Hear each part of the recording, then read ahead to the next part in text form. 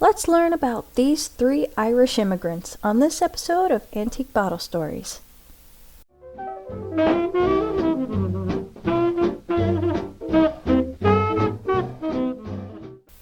This is from a book written in 1889. Dennis J. Whelan was born in Ireland in 1846. He was brought to America when he was just 4 years old. He was 17 years old, apprenticing as a plumber when the Civil War broke out. He felt compelled to enlist in the 12th New York Cavalry, and this author says he served for 2 years, but in this document on Ancestry, it showed that he served for 10 months and he was sent home because he contracted fever and chills and was discharged. He married and had about 8 children. By the time the war was finished, he was finished with his apprenticeship, and he worked as a plumber for 12 years. In 1876, at age 30, he changed paths and began the manufacture of soda water and worked at this address on Jefferson Street. During his adventures, he befriended 2 other Irish guys, one named John J. Evers, and the other was Edward Dolan. When I see this name, I want to say Evers, but according to this book, it points out that it's pronounced Evers. Evers was an iron molder by trade, but was interested in politics, and was elected into a position on the school board at age 26, and quickly moved up the political ladder. Edward Dolan was elected as alderman, which means he was a councilman under the mayor. Then Whelan would succeed Dolan as alderman when Whelan was 34. Eventually, he became the 2nd Irish mayor of Troy in 1886 when he was 40. Whelan was mayor for 8 years.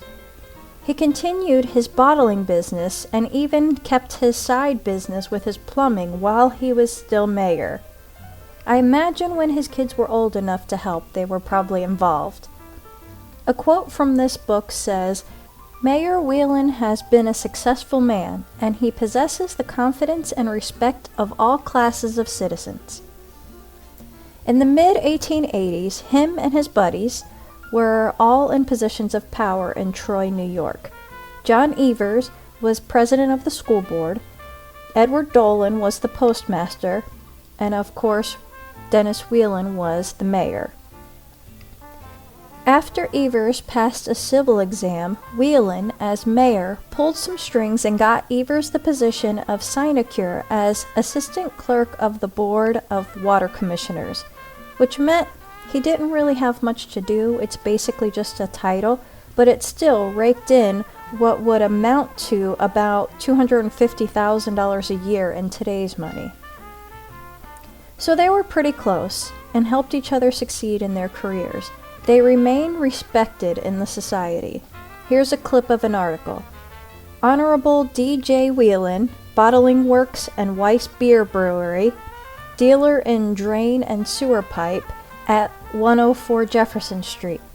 Troy has deservedly acquired national celebrity as a great manufacturing center, and no one has labored more earnestly on behalf of the city than the Honorable D.J. Whelan, the mayor, and whose appreciated support to advance the permanent welfare and solid prosperity of the community.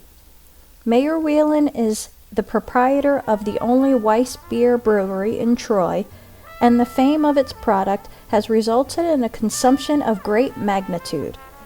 The business was founded many years ago and includes a very large and thoroughly equipped bottling department devoting to the bottling of pure soda water, lemonade, ginger ale, and birch beer, etc. Whelan's buddy John Evers had 9 kids. One of them was also named John Evers, who loved playing baseball as a kid and ended up playing professional second baseman for the Chicago Cubs, playing a huge part in winning the World Series in 1908. I'll link to his story in the description, which is also a very interesting read.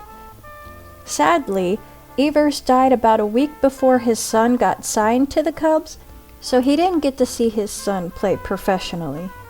He had been failing in health for months.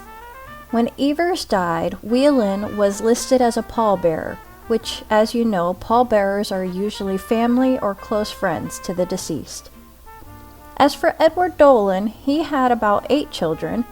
Other than him being mentioned with the other 2 friends, I don't see much else for him. All 3 died close in years and were relatively young. Evers died first in 1902. He was age 54. Dolan died in 1904 at age 60, and Whelan died in 1907 at age 61.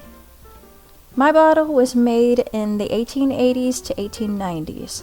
It has very thick glass and is very heavy, over a pound, which is common for carbonated drinks. This design is called a squat bottle.